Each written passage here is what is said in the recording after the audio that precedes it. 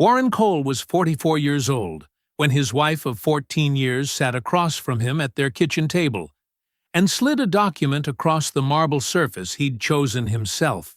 She wanted $100,000 a month, tax-free, deposited directly into a private account he hadn't known existed until 5 days ago. No questions asked, or she'd file for divorce. She said it with the composure of a woman who had been rehearsing that moment for a very long time. She was expecting panic, negotiation, the desperate compliance of a man too in love to think clearly. What she was not expecting was silence, and then a laugh. Quiet. Genuine. The kind that doesn't perform anything. Warren picked up the document, looked at it one more time, folded it, and handed it back to her. Then he asked if she was eating breakfast. Diane stared at him like he'd spoken another language. She thought his laugh meant he had nothing. She thought his calm meant she had already won.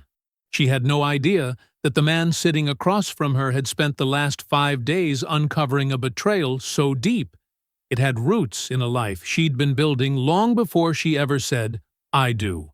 And that laugh, the one she mistook for weakness, was the last mistake she would ever make. Before we jump into the story, comment where in the world you are watching from and subscribe, because tomorrow's story is one you need to hear. The steel beam swung 40 feet above K Street, suspended from a crane cable no thicker than a man's wrist. Warren Cole watched it rise, blueprints rolled in his left hand, hard hat catching the late morning sun. He didn't flinch, he never did. "Column line 7, he said to Marcus, his site foreman. 3 inches east. Marcus nodded, relayed the adjustment into his radio, and the beam shifted. It settled into position like a bone finding its socket. Perfect. This was the Meridian Project, a 12-story mixed-use development in northwest D.C. that would hold 42 residential units above a ground-floor marketplace. One of 3 active builds under Cole & Associates, Warren's firm. His name on the permits, his signature on the drawings, his reputation holding up the financing. He moved through the site the way he moved through everything. With economy. No wasted steps. No wasted words. The crew respected him for it. They'd watched him climb scaffolding in a suit jacket to check a weld point 2 weeks ago. And before that, they'd seen him stay until midnight on a Friday to help resolve a foundation drainage issue that wasn't technically his problem. Warren Cole didn't ask his people to do things he wouldn't do himself. That was the rule.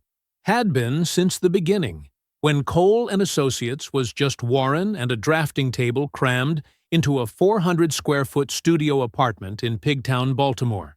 No associates, no clients, just a 26-year-old kid with a design fellowship from Howard, and the kind of stubbornness that either builds empires or kills you. It built an empire. He checked his watch. 3:45. He handed Marcus the rolled blueprints, clapped him on the shoulder, and walked to his truck. A black Denali that still smelled faintly of sawdust because he refused to stop loading materials into it himself when a delivery ran short. The drive from D.C. to Potomac took 38 minutes. Warren used it the way he always did, in silence. No radio, no podcast, just the hum of the engine and the slow unwinding of the professional mind, making room for whatever waited at home. The house appeared through a corridor of mature oaks, set back 300 feet from the road, on 2.5 acres of landscaped property.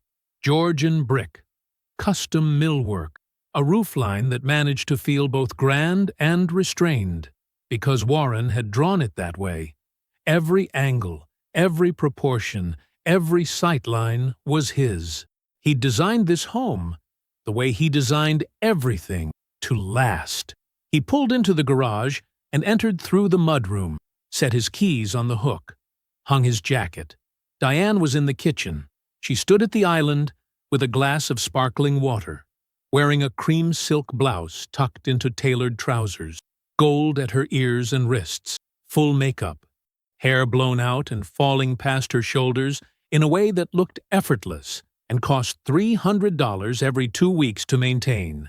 It was 4 o'clock on a Tuesday. "Hey, baby," she smiled. Warm, practiced. "How was your day?" "Good," Warren said. He kissed her cheek. She smelled like bergamot and something floral he couldn't name. "Meridian's ahead of schedule." "That's wonderful." She turned back to her phone. Her thumb moved across the screen, then stopped. She set it face down on the counter. "I was thinking salmon for dinner. That okay?" "Sounds good." They ate at 7. The salmon was perfect, pan-seared, skin crispy, served on a bed of wild rice Diane had learned from a cooking class she'd taken last spring. The conversation moved across familiar, shallow ground. A gala next month. A landscaper who'd overcharged. A friend of Diane's whose daughter was applying to Georgetown. Warren listened, nodded, asked the right questions, noticed, somewhere beneath the surface of his attention, that Diane's eyes never quite settled on his, that her laughter arrived a half-beat too late, that the warmth in her voice had the texture of something rehearsed rather than felt. He noticed, and as he always did, he let it pass. 14 years of marriage had taught him that not every silence meant something, that people were allowed their distances. He was wrong about that, but he didn't know it yet. At 10:15, Warren carried a manila folder from the kitchen to his home office. Quarterly projections Diane had offered to print for him earlier that week. He set it on his desk, and the folder slipped open. A page slid out that didn't belong.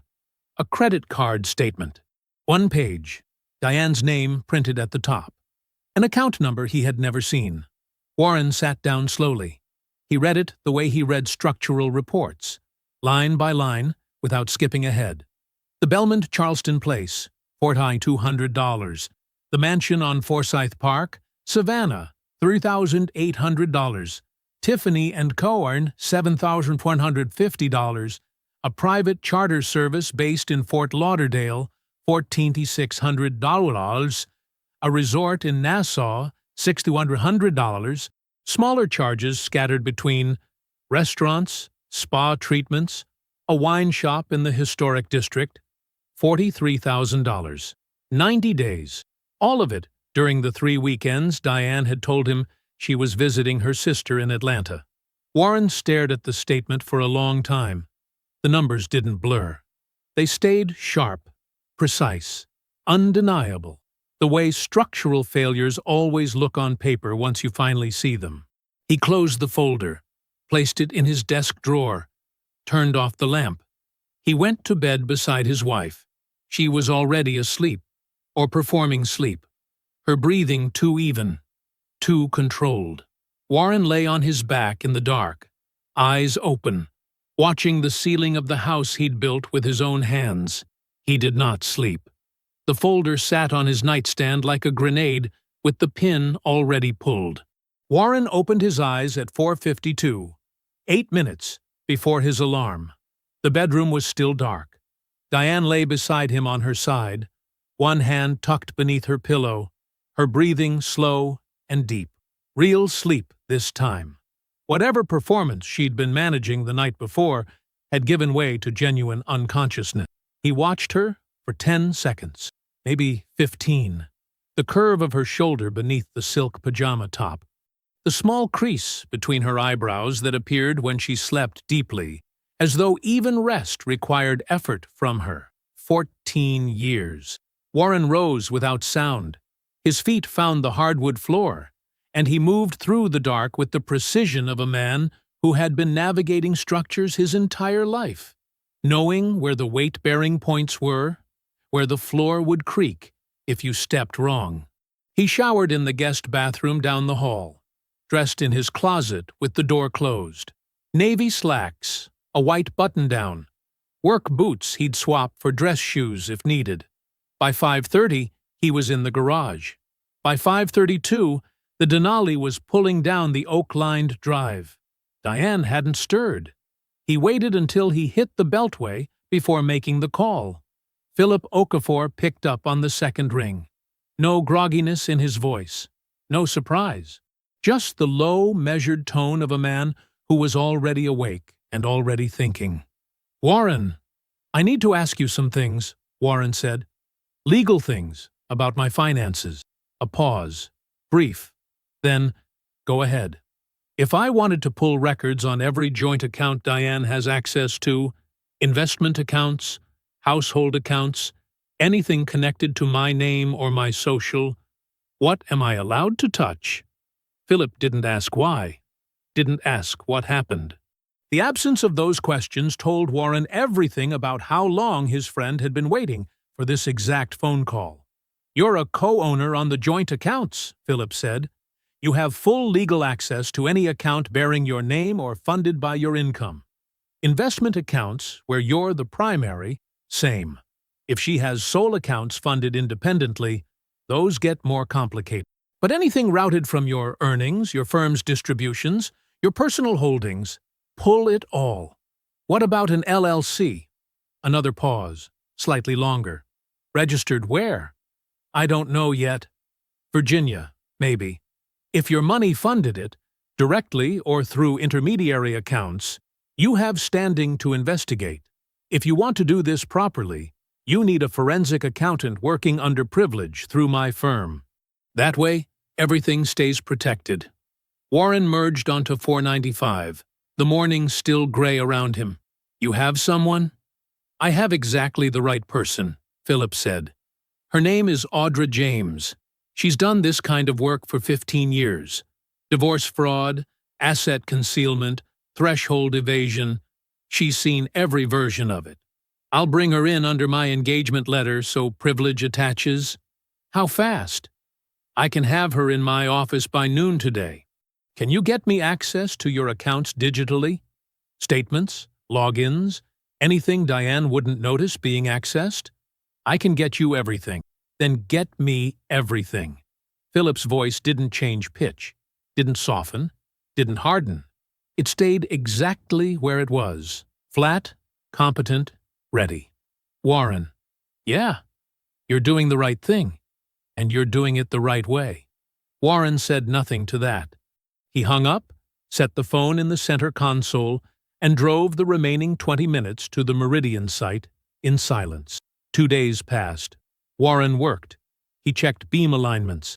He reviewed contractor bids for the Bethesda project.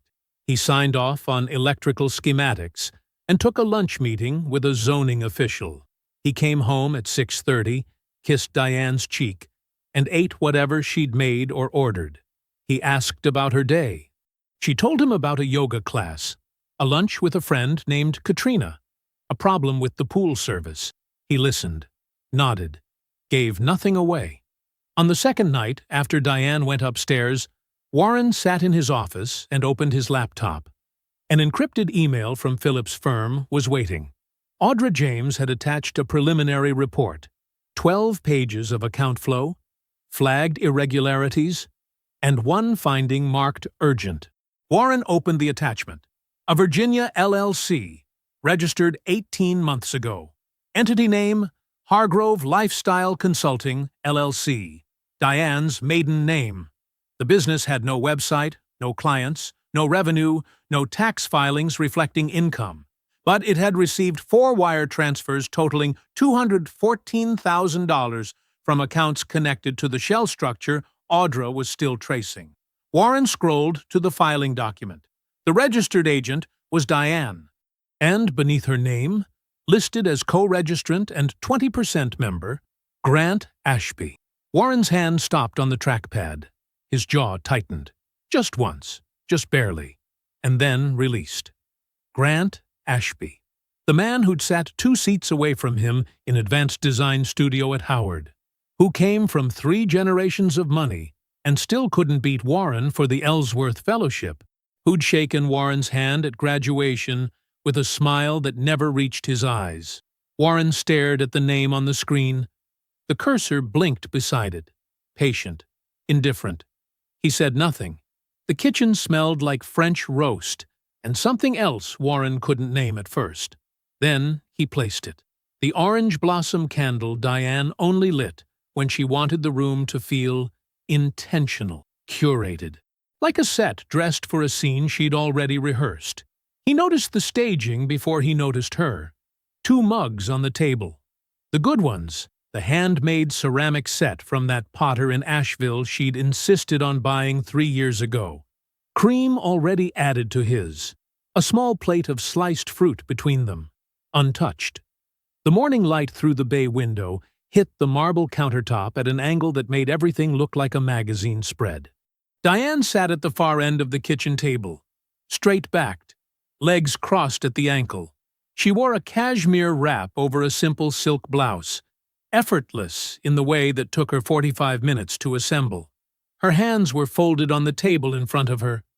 Relaxed, practiced. Warren set his keys on the counter. He'd been at the Meridian site since 7, checking concrete pours. His boots still had dust on them. "Sit down," Diane said. Soft, almost tender. "I made coffee." He sat, pulled the mug toward him, took a sip. The cream was measured exactly right. She'd always known how he took his coffee. That had never been the problem. "Warren?" She said his name the way she said it when she wanted something to land. Full weight on the first syllable. Eye contact held just long enough to communicate seriousness without aggression. "We need to talk about us." He set the mug down. Said nothing. "This isn't working for me," she said. "It hasn't been working for a long time. I think you know that." Warren watched her face. The micro-movements, the slight tilt of her chin. Upward. Always upward. That she used when she wanted to appear both vulnerable and in control simultaneously. "I have needs," she continued. "Financial needs. Emotional needs. And I've been patient, Warren. I've been more than patient. But I can't keep living in a marriage where I feel like an afterthought." She paused here, waiting for him to fill the silence, to apologize, to ask what he could do differently. He recognized the tactic because she'd used it 100 times over 14 years, the strategic pause that forced him into the role of supplicant. He drank his coffee. Diane's left hand moved to a manila folder that had been resting beside her placemat. She opened it, removed a single document, crisp, formatted, clearly prepared by an attorney, and slid it across the table toward him. "I don't want a war," she said. "I'm giving you the opportunity to avoid one. If you agree to these terms, I'm willing to stay, to work on things." Her voice dropped half a register. "To try." Warren looked down at the document. He read it slowly. Personal monthly allowance of $100,000 deposited directly into a designated private account. Tax-free. No reporting requirement. No approval process. No questions. He read it again. The language was clean. Professional. Someone had been paid well to draft this. $100,000 a month. To a woman who had already taken over $1 million from him through fabricated invoices and shell accounts. Who had funneled his money to a man who despised him. Who had married him as a backup plan and spent 14 years cashing checks against his blindness. Warren looked up at Diane, and he laughed. Not loud, not bitter, not performative. A quiet sound, almost gentle, that rose from somewhere deep in his chest and escaped before he could have stopped it even if he'd wanted to. It was the laugh of a man who had just watched the last piece of a puzzle slide into place. The laugh of sudden, total clarity. 14 years. All of it. Right here, on one page. Diane's face changed. The composure she'd held so carefully. The soft eyes. The measured tone. The angle of her chin. All of it flickered. Cracked. Her lips parted slightly. Her eyes narrowed by a fraction. "You're not serious," she said. Warren folded the document once, then twice. He slid it back across the table toward her. "Neither are you," he said. "Not about this." He stood up, walked to the counter, refilled his mug from the French press she'd prepared as part of her stage dressing. The coffee was still hot. "You eating breakfast?" he asked. His back was to her. His voice was the same voice he used every Saturday morning. Easy, unhurried. He turned around with his mug and leaned against the counter. Diane stared at him. The document sat folded between them on the table. Her hands had unclasped.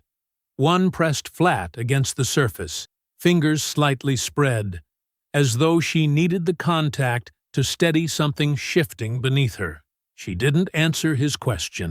She was looking at him the way you look at a structure you thought you understood, and realizing, for the first time, that you never read the blueprints correctly. Warren sipped his coffee. He was not running. He was not begging. He was not negotiating. He was building. The morning sun hadn't cleared the tree line when Warren picked up his phone. He typed 2 words to Philip. Schedule it. The reply came in 9 seconds. A time. An address. Nothing else. Philip's office occupied the 14th floor of a glass tower on K Street. The reception area was all dark wood and muted lighting, designed to communicate discretion before a single word was spoken. Warren had been here 100 times over 20 years. Business filings, contract reviews, partnership agreements. Never this. Philip met him at the interior door. Navy suit, no tie, reading glasses pushed up on his forehead. He gripped Warren's hand, firm, brief, and led him down the corridor to the corner office, blinds already drawn. Door closed behind them with a soft click. Audra James was already seated at the conference table. She had 3 folders open in front of her, a laptop angled toward an empty chair, and a printed timeline pinned flat with her forearm. She looked up when Warren entered. Nodded once. No small talk. Warren sat. Philip settled into the chair beside Audra. He folded his hands on the table.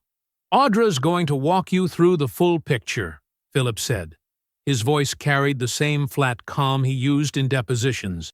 "I need you to hear all of it before you respond." Warren nodded.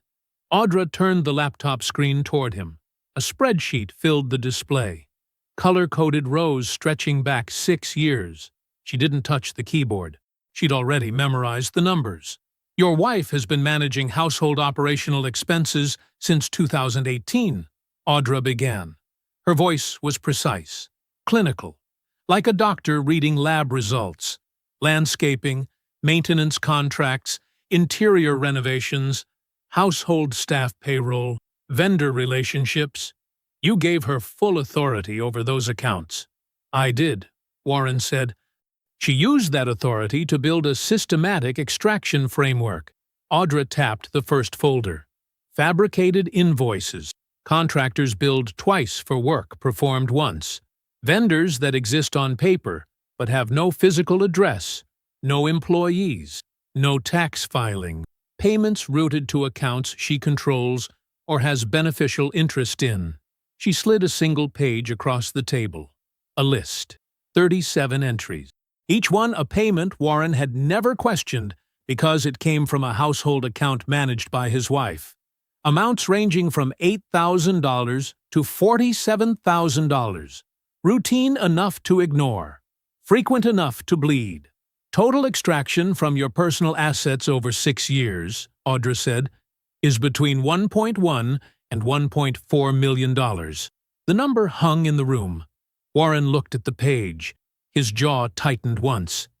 That was all. Audra opened the second folder.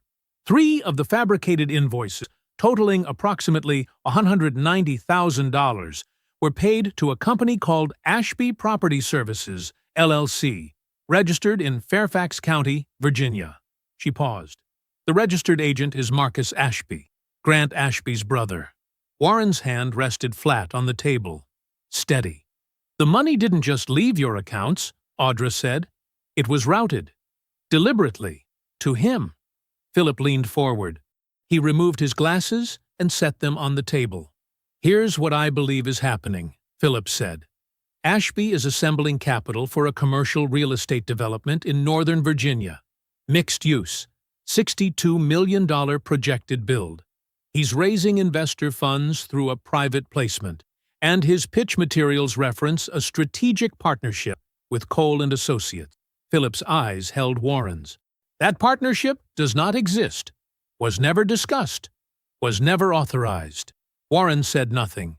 He's using your name, Philip continued, your firm's reputation, and your wife's stolen money as the foundation for a deal that, based on what Audra and I have reviewed, appears to be fraudulent on multiple levels. He's trading on you, Warren. Every dollar he raises comes with your credibility attached to it like a signature you never signed. The room was quiet, the hum of the building's ventilation system, the distant sound of K Street traffic 14 floors below. Warren looked at the timeline pinned under Audra's arm. 6 years of entries. 6 years of checks he never thought to question, because the woman writing them slept beside him every night. How long, Warren said, to build a case that can't be argued around? Philip didn't hesitate. 3 weeks. I can have filings ready in 3 weeks. Warren looked at the window. The blinds sliced the afternoon light into thin, even bars across the table. 4, he said. I want it airtight. No gaps. Nothing they can wiggle through. Philip nodded. 4. Warren pulled into the driveway at 6:47. The porch lights were on. The front door was unlocked. Diane was in the kitchen, stirring something on the stove. She turned when she heard his footsteps. Her expression was careful, testing the air between them. Hey, she said. Soft, warm. The voice from before the kitchen table. Before the document. I made pasta. Smells good. He kissed her cheek, set his bag down, rolled up his sleeves. How was your week? He asked. She smiled. Relief moved through her shoulders like a held breath releasing. It was good, she said. Quiet. I missed you. Warren handed her the pepper grinder from the counter. Their fingers touched briefly. Tell me about it, he said. She did.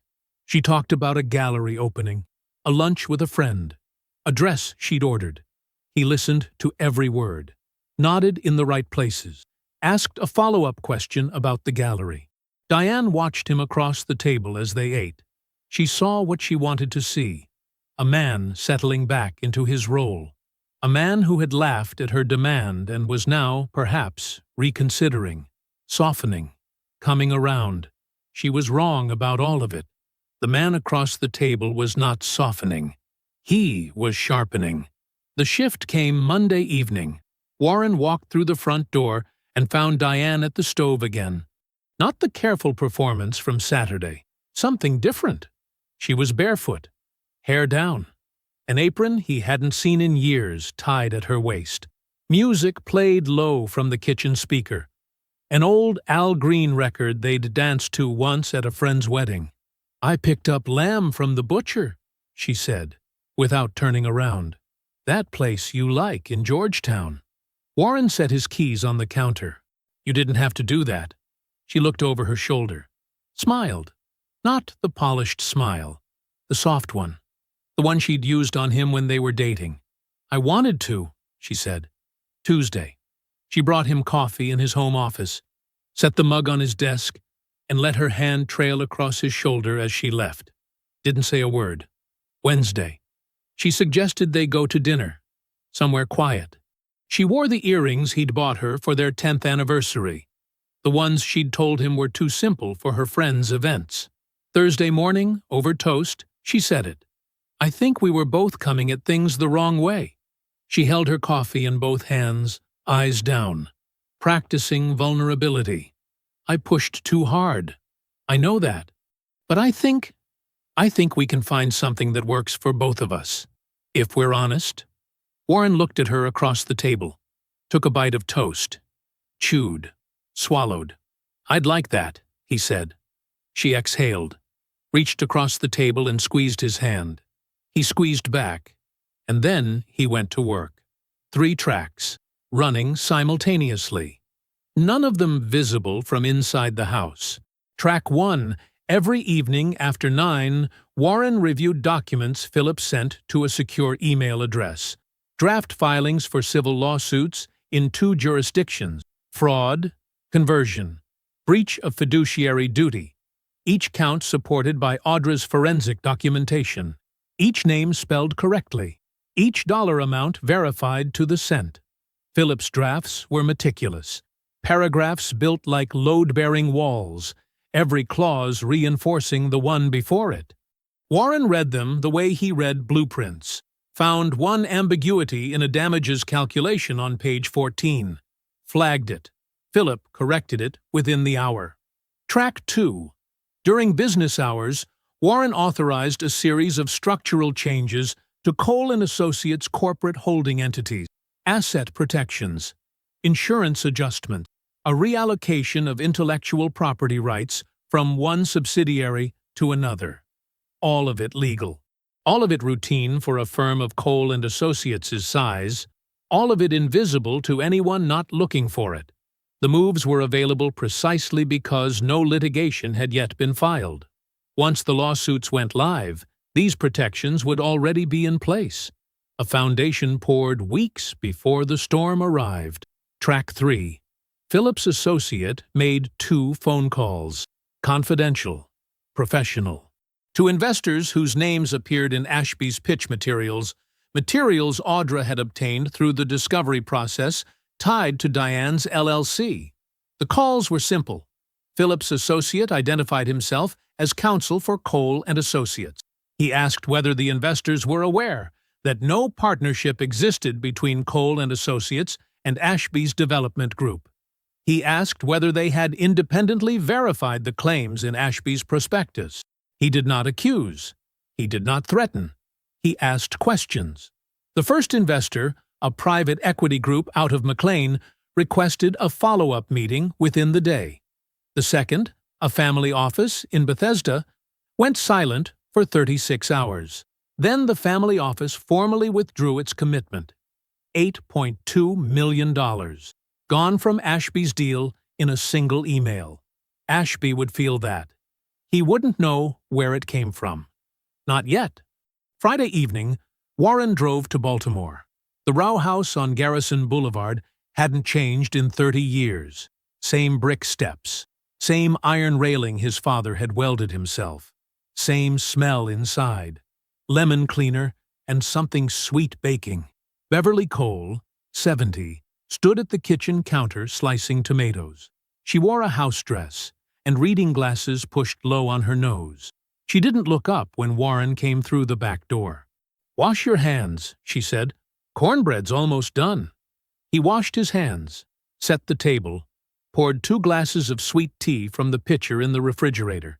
They sat across from each other, the same table where he'd done homework as a boy, where his father had eaten his last meal at home before the hospital took him. Beverly ate in silence for several minutes. Then she set down her fork, folded her hands, looked at her son with steady eyes that had been reading children and adults for 4 decades. "How long have you known?" she asked. Warren met her gaze, didn't look away. He told her. All of it. The credit card statement, Audra's findings, the $1 million, Ashby, the LLC, the investor fraud, the lawsuits being prepared. Beverly listened without interrupting. Her expression didn't change. Her hands stayed folded.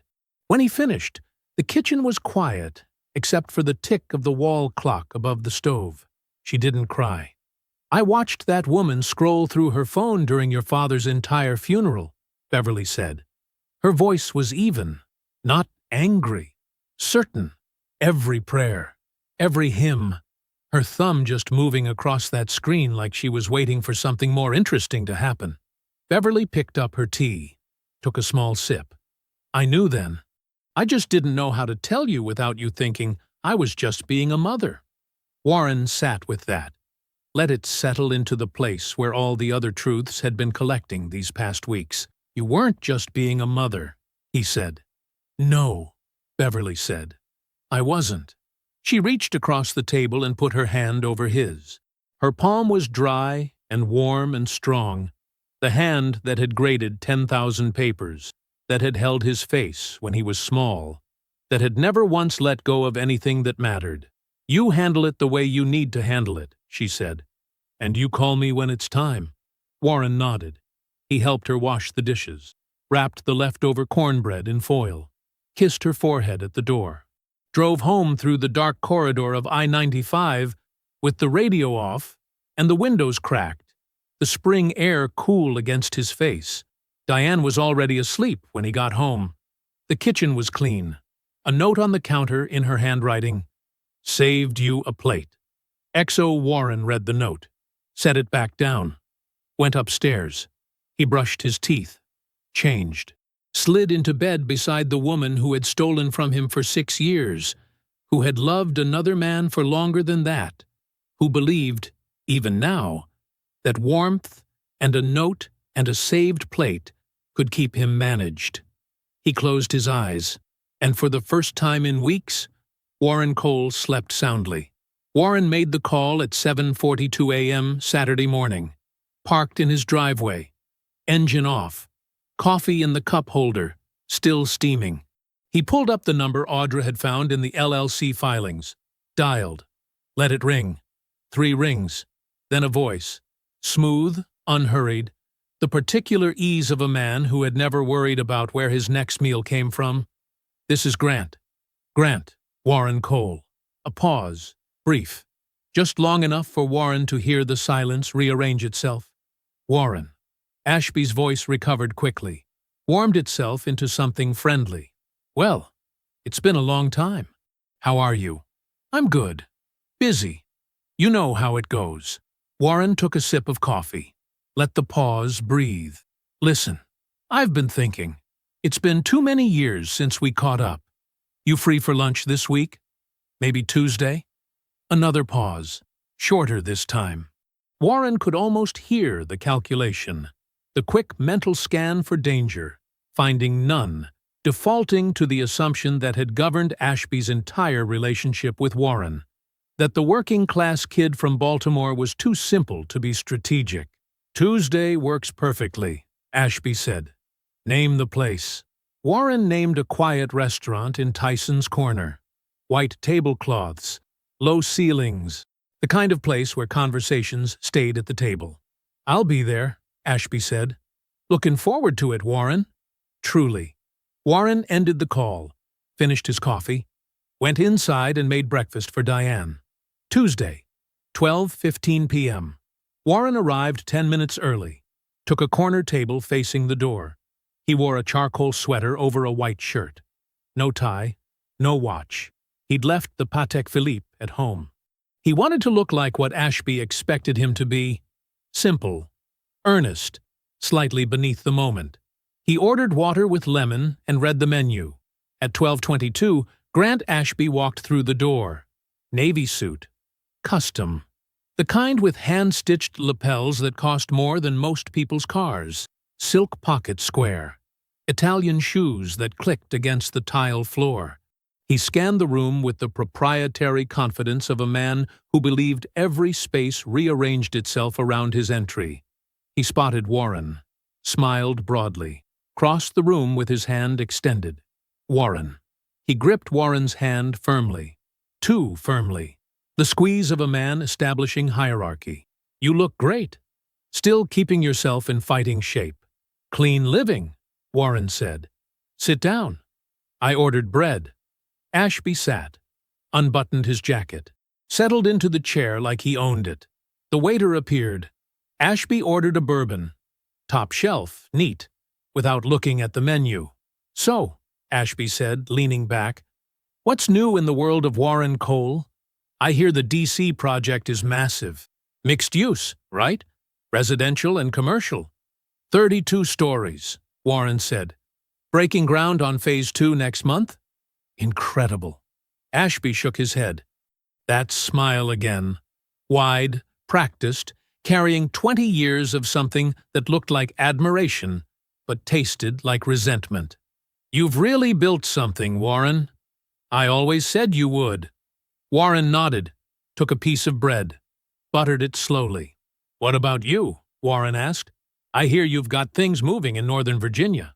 Ashby's eyes lit up. This was the invitation he'd been waiting for, the chance to perform. Big things, he said. He leaned forward, dropped his voice to the register men use when they want to sound like they're sharing secrets. Commercial mixed use. 60-acre parcel outside Leesburg. Investor interest has been, honestly, Warren, overwhelming. We're talking institutional capital, family offices, the whole spectrum. Warren nodded.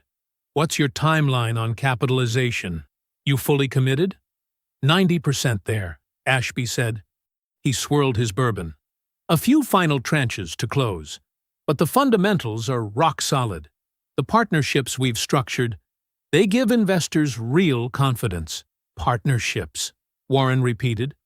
Neutral, curious, strategic ones, Ashby said.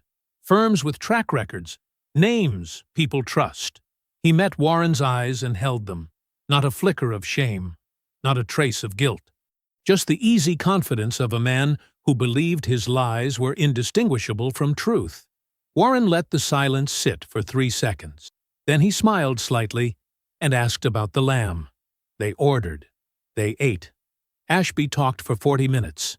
About markets, about opportunity zones, about the generational wealth his project would create. Warren listened, asked a question about the investor structure, asked another about the partnership agreements, who drafted them, what the disclosure requirements looked like. Ashby answered each one, carefully, vaguely, but enough. Enough. The plates were cleared. Coffee arrived. Ashby was relaxed now. Expansive. He'd spent an hour performing for a man he considered his audience, and he was satisfied with the show. Warren set down his cup. Grant. Something in the tone. Ashby's hand paused midway to his coffee. I want to ask you something directly, Warren said, and I'd appreciate a direct answer. Ashby's smile held, but his eyes sharpened. Of course. I've heard, from more than one source, that Cole & Associates appears in your investor materials as a strategic partner. Warren's voice was level, unhurried, the same tone he used when telling a client that the foundation they'd chosen wouldn't hold. I want to be clear.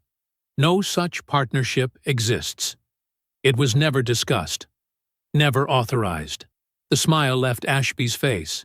It didn't collapse. It withdrew, pulled back behind a mask of careful stillness that told Warren everything he needed to know about what lived behind it.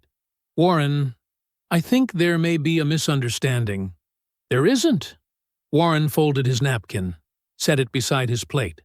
I'm not here to argue about it. I'm here to give you a courtesy I don't owe you. He looked directly into Ashby's eyes, held them the way a blueprint holds a building.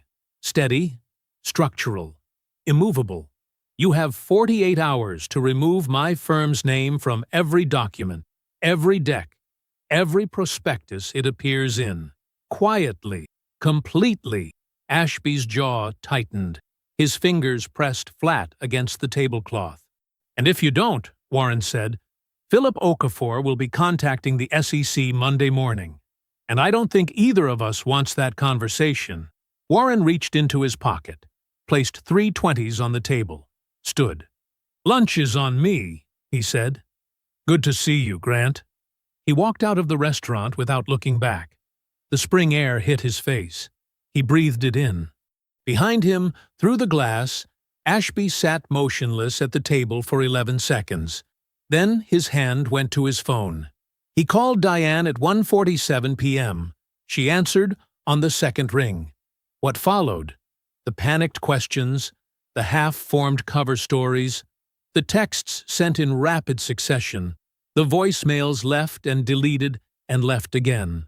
All of it flowed through devices already subject to Philip's civil discovery authorization. Every word captured. Every timestamp logged. Every lie documented with the quiet precision of a system that does not care about intention, only evidence. They were building the rope together now, braiding it tight, handing it to the people who would use it. And neither of them knew. 2 days after the lunch, Warren's phone buzzed at 3:15 p.m. He was standing on the 4th floor of the D.C. project, watching his structural engineer test load bearings on the eastern wall. The wind came through the open framework in cold sheets, Philip's name on the screen. Warren stepped away from the crew, answered. You free this afternoon? Philip's voice was even, measured, the way he sounded when he was being careful with something. I can be there by 5. Good. Come alone. Warren pocketed the phone, watched the engineer tap the wall with his knuckle, listening for the sound that told him whether what he'd built would hold. Philip's office at 5:07 p.m. The blinds were drawn again, the same configuration as before. Philip behind his desk, a printed document face down in front of him. A glass of water he hadn't touched. But something was different this time. Philip's hands were folded. His expression was carefully neutral, which meant it wasn't neutral at all. Warren sat down, didn't speak. Philip studied him for a moment. Then he said, Audra found something else. During the final discovery review, he tapped the document with one finger but didn't turn it over. It's not financial. Not exactly. Warren waited. Diane had a cloud backup linked to the household account. Old one. Probably forgot it existed. It auto-synced with an email address she stopped using years ago. Philip paused. Audra flagged a thread of messages. Between Diane and Ashby. Warren's hands stayed still in his lap. What kind of messages? Philip turned the document over, slid it across the desk. Read it. Warren picked it up. 4 pages. Audra's summary on top. Dates, context, source verification. Below that, excerpts. Fragments of emails pulled from a digital grave. The dates were the first thing that hit him. The messages began 8 months before Warren proposed to Diane. They were intimate, familiar, the language of 2 people who had been together long enough to have shorthand, inside jokes, a rhythm. Ashby's voice in the emails was different from the polished performance Warren had seen at lunch. Looser, warmer, possessive in ways that made Warren's stomach tighten. Then came the break. March of that year. Ashby ending it. Not cruelly, almost casually. The tone of a man who believed he could pick something up again whenever he wanted. I need to figure some things out. You understand. Diane's response was 3 lines long. Controlled. Already calculating. 6 months later, she married Warren. He turned to the second page. The thread went silent for 4 years. Then, a message from Ashby. Newly divorced, casual, testing the water. Been thinking about you? Coffee sometime? Diane's reply came in under an hour. Warren read it twice. The warmth in it, the immediate availability, the way she wrote about her life with Warren. Not with hatred, not even with boredom. With the detached efficiency of someone describing a job. Things are fine here, stable. He works constantly. I have time.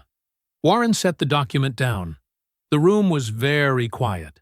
The hum of the building's ventilation. The distant sound of traffic on Case Street. Philip said nothing. Warren looked out the window. The city was blue-gray in the early evening light. Office buildings glowing from inside. People moving on sidewalks below, carrying briefcases and bags, going home to lives that were real or weren't. 14 years. He'd built her a house, designed it himself. Every room, every angle, every window placed to catch the morning light she said she loved. He'd worked 16-hour days, so she'd never want for anything. He'd believed that what they had was real, because he had made it real with his hands, his hours, his devotion. But she'd walked into it already belonging to someone else. He was the foundation she poured herself over until something better came back around. Warren breathed in, breathed out. His reflection in the window was still, composed. The same face his crew saw every morning.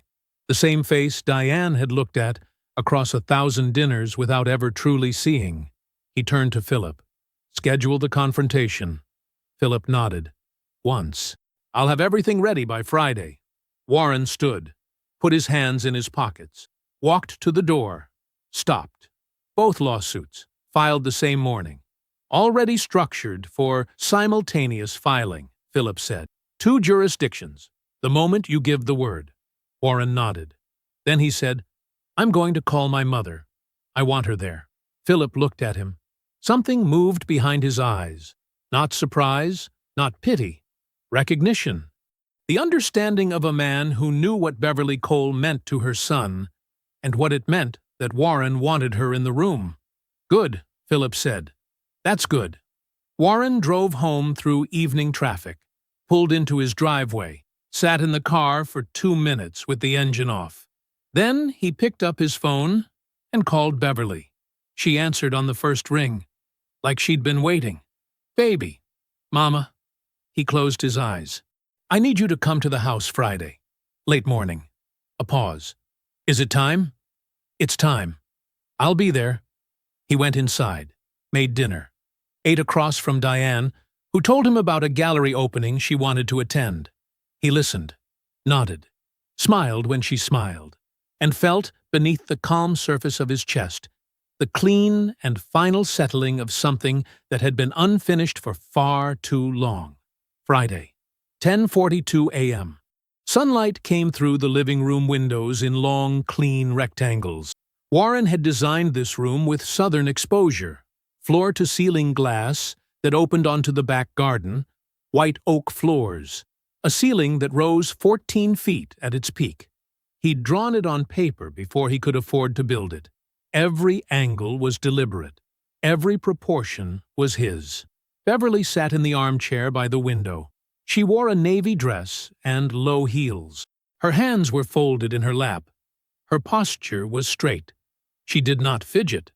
She did not look around.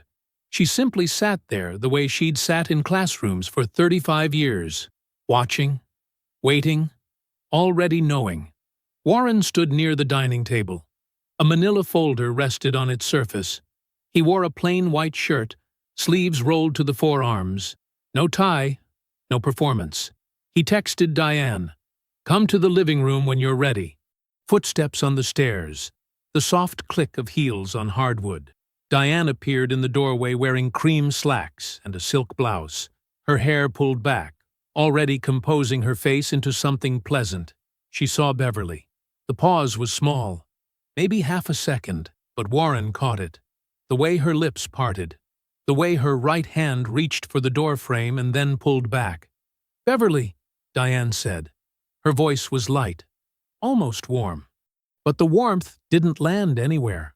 "I didn't know you were coming." Beverly looked at her, said nothing, didn't smile. Diane turned to Warren. "What's this about?" "Sit down," Warren said. Not a command, an instruction. The same tone he used on site, when something needed to be addressed, and there was no way around it. Diane sat. The couch. The one she'd chosen 2 years ago. $14,000. Italian linen, delivered by men who called her ma'am. She crossed her legs, her fingers laced together in her lap, and Warren recognized the gesture for what it was. A posture of control. Rehearsed calm. He opened the folder. "I'm going to walk you through what I know," he said. "I'm not going to raise my voice. I'm going to be specific. And when I'm done, you'll understand where things stand." Diane's chin lifted slightly. "Warren, if this is about the conversation we had..." "It's not." He pulled the first sheet. Audra's summary of the joint investment account transfers. 2 years of withdrawals, all beneath the reporting threshold. $380,000. "You've been moving money out of our joint investment account since 2021, he said. "Small amounts, carefully timed, $380,000. Diane didn't blink. "That account was joint. I had every right." "You did." Warren set the sheet down, pulled the next. "But you also inflated the household management expenses you controlled for 6 years. Fabricated invoices. Contractors billed double for work that was never done. Vendors that don't exist." He turned the page toward her. "Audra estimates between 1.1 and 1.4 million. Diane's lips pressed together. A micro-movement. 3 of those invoices," Warren continued, "went to a company registered to Grant Ashby's brother." Now her eyes changed. Not panic, not yet, but something shifting behind them. Recalculating. "The LLC you registered in Virginia," Warren said. Lifestyle Consulting. Zero revenue. Co-registered with Grant Ashby. The wire transfers it received trace back to shell accounts you controlled. He pulled the next sheet. The investor materials. Ashby's name. Cole and Associates listed as a strategic partner. He used my name, Warren said. My firm. My reputation. To raise money from investors for a deal I never authorized. Diane's hand moved to her throat. Warren, you don't understand the full picture. I do. He pulled the last pages from the folder, set them in front of her. The emails. These are from a cloud backup you forgot was linked to our household account, he said. Messages between you and Grant, starting 8 months before I proposed to you. Diane looked at the pages, didn't touch them. He ended it, Warren said. And you married me. The silence that followed was absolute. Beverly didn't move. The sunlight didn't shift. The house held its breath. Then Diane spoke. Her voice was lower now, softer, the tone she used when she wanted him to feel responsible for her pain. You were never here, Warren. You know that. 60-hour weeks. 70. I was alone in this house for years. Can you honestly say you gave me what I needed? Warren looked at her, steadily. Is that why you opened the first account 4 months after our wedding? Diane's mouth opened, closed. Nothing came. Warren waited, gave her the space, the way he always had. She shifted, leaned forward. Her voice dropped to something almost conspiratorial. We can handle this between us. I'll return a portion, a significant portion. We can settle this privately. No lawyers beyond what's necessary. Warren, please. There's no reason to. Warren closed the folder. The lawsuits were filed this morning, he said. Both of them. Philip handled it. Diane went still. From the chair by the window, Beverly spoke. Her voice was quiet, clear. It carried the weight of 70 years and the precision of a woman who had chosen each word before she arrived. You should have loved him right when you had the chance. Diane looked at Beverly, then at Warren. Her mouth moved once, the beginning of something, but nothing came out. No strategy presented itself. No angle revealed itself. The performance had no audience left. Warren stood. He picked up the folder, tucked it under his arm, looked at Diane one last time, not with anger, not with satisfaction, with the steady gaze of a man who had finally finished building something he didn't want to build. He walked to his office, stepped inside, and closed the door quietly behind him. The letters went out on a Thursday. Philip's office sent them by certified mail and email simultaneously. 6 envelopes. 6 investors, each one containing a 3-page legal notice printed on cream bond paper with the firm's letterhead in clean black type. The language was precise, clinical, the kind of language that doesn't raise its voice because it doesn't need to. The notice informed each recipient that Cole and Associates had never authorized, endorsed, or entered into any strategic partnership with Grant Ashby or any entity associated with his Northern Virginia development. It stated that the use of Cole & Associates' name, reputation, and project portfolio in investor solicitation materials constituted unauthorized misrepresentation. It advised each investor to seek independent legal counsel immediately regarding the validity of any commitments made based on those materials. 2 investors withdrew before sundown. Their attorneys sent identical emails to Ashby's office, formal withdrawal of commitment, demand for return of deposited funds, reservation of all legal rights. By Friday morning, a third followed. By Monday, the deal was dead. The securities complaint landed on Tuesday. Philip had filed it 10 days earlier, timed, like everything else, to arrive in sequence rather than all at once. The Virginia Division of Securities opened a formal investigation into Ashby's investor solicitation practices.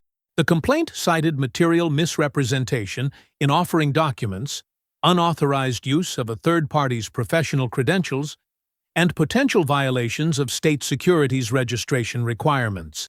Ashby's attorney, A silver-haired litigator named Harmon, who had represented the Ashby family for 15 years, reviewed the complaint, reviewed the civil lawsuit Warren had filed, reviewed the investor withdrawal letters, and made a decision.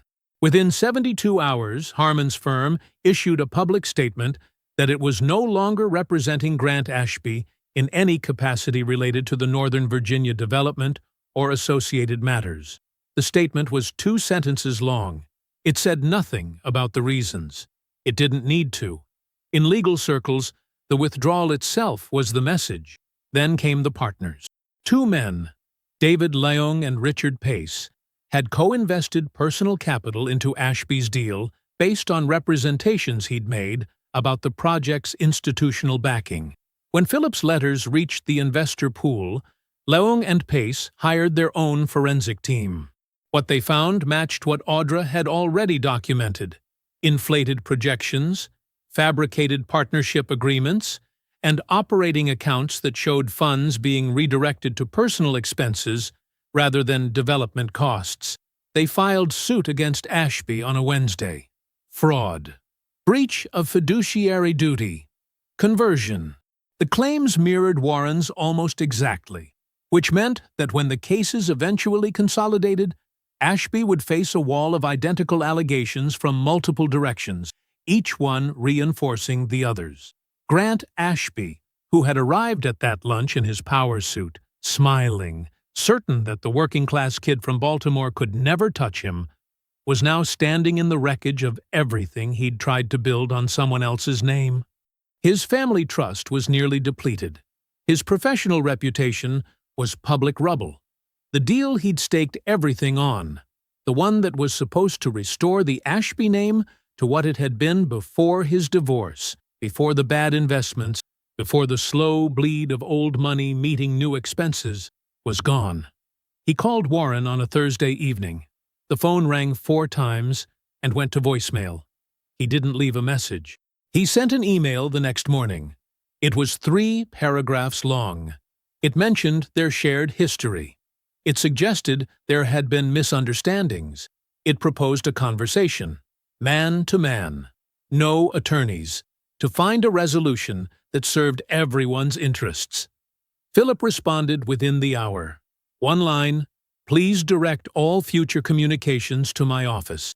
Diane watched it happen from across the Potomac. She saw Harmon's withdrawal statement shared in a legal newsletter she still subscribed to. She saw the investor lawsuits mentioned in a Northern Virginia business journal. She saw the silence from Ashby, who had not called her in 6 days, who had not answered her last 3 texts, who was now focused entirely on his own survival. She called her attorney on a Friday afternoon, Marcus Webb, the same man who had drafted the $100,000 allowance agreement she'd slid across the kitchen table with such confidence. Webb already knew Philip had contacted him 2 weeks earlier, a professional courtesy, he'd called it, informing him that his client might face criminal referral and that outstanding legal fees should be considered at risk. Webb was direct. He had always been direct. That was why Diane hired him. "The prenuptial agreement is enforceable," he said. "I've reviewed it 3 times. There's no ambiguity. There has to be. The fraud claims eliminate any spousal support argument you might have raised. The forensic record is comprehensive.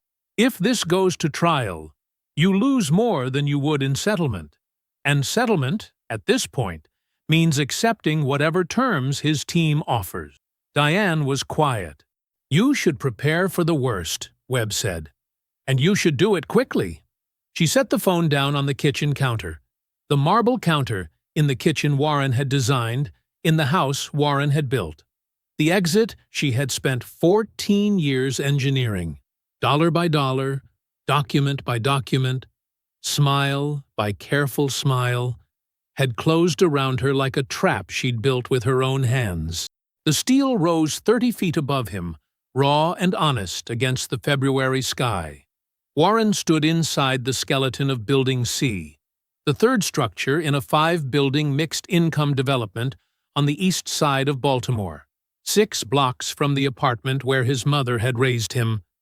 The wind came through the open frame without apology, carrying the smell of concrete dust and cold metal.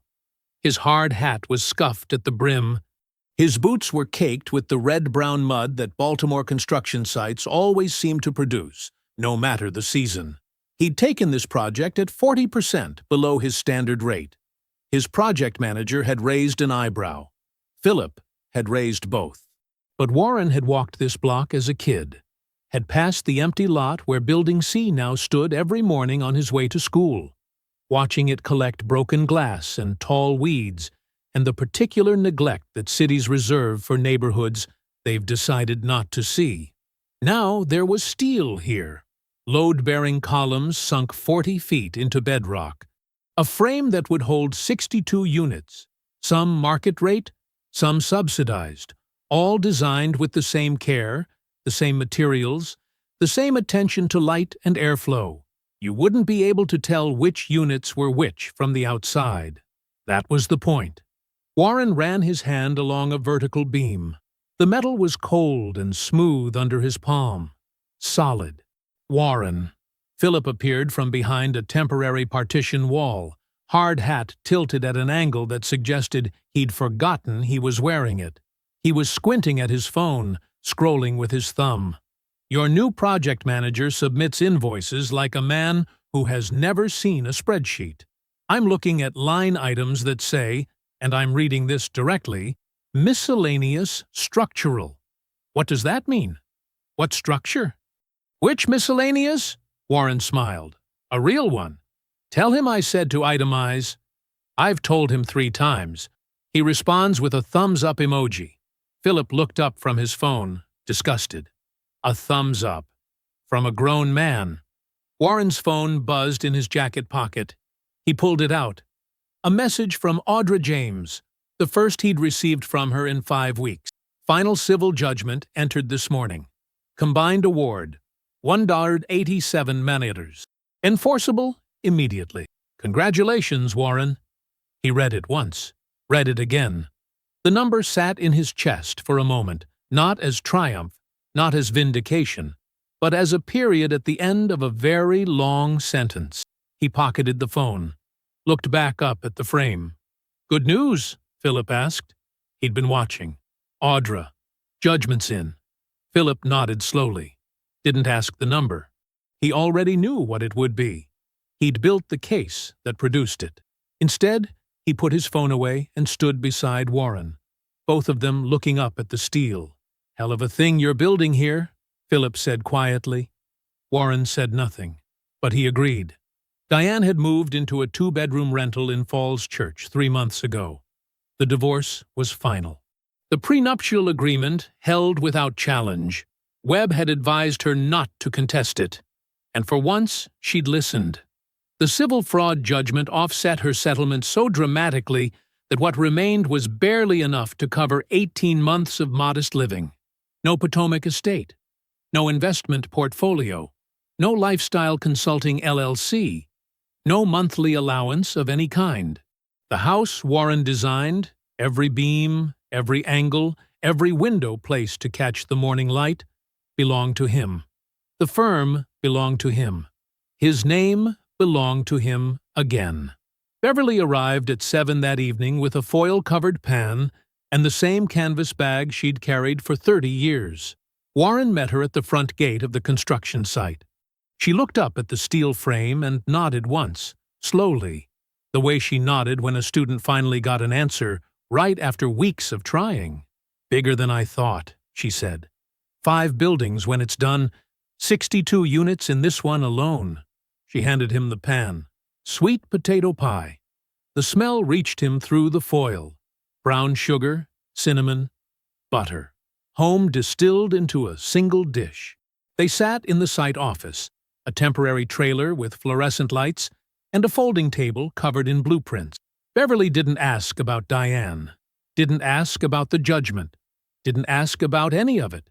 She asked about the buildings. Warren talked for 30 minutes. Unit layouts. The community garden planned for the courtyard between buildings B and C.